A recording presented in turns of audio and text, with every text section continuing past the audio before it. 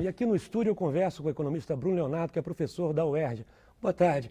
Foi uma boa decisão esse decreto? Ele pode resolver a crise do Rio ou não? Eu acho que a coisa mais importante falar sobre o decreto é que esse decreto ele coloca que foi uma questão de como se fosse um acidente, um desastre, ou seja, foi um subterfúgio, né? Foi uma forma que o governo do estado encontrou para conseguir resolver um problema, mas ele não resolve a questão, né? Ou seja, né, esse decreto ele tem o caráter de um governo interino, né, combinado com outro governo interino a nível federal, que vai se guiando atrás de fatos, sem propriamente discutir uma estratégia para a solução do problema. O governo já anunciou alguns cortes, mas esses cortes devem chegar no máximo a 2 bilhões. E o rombo é de 19 bilhões. Como é que vai fazer diante da situação? Então, aí as pessoas geralmente discutem como se fosse um desastre financeiro, né? Mas antes que um desastre financeiro, ele é um desastre de planejamento, ele é um desastre de falta de estratégia. Então, esses próprios cortes, eles também não atacam e não minimizam a solução do problema.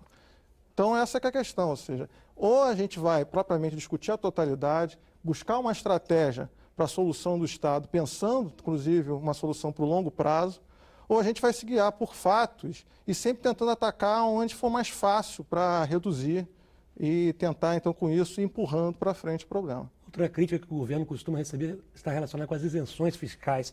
Foram 144 bilhões de reais entre 2008 e 2013. Muito dinheiro que deixou de ser arrecadado. Isso pode ter agravado a crise?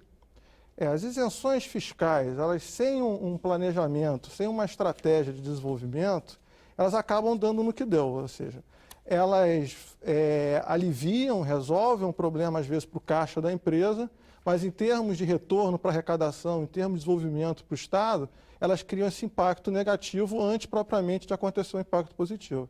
Então, ou seja, as renúncias são importantes, mas elas seriam importantes dentro de uma concepção de uma estratégia, de um planejamento público. Na ausência disso, o problema impacta do ponto de vista financeiro. O governo do Rio costuma colocar muito a culpa também na queda do preço do barril do petróleo.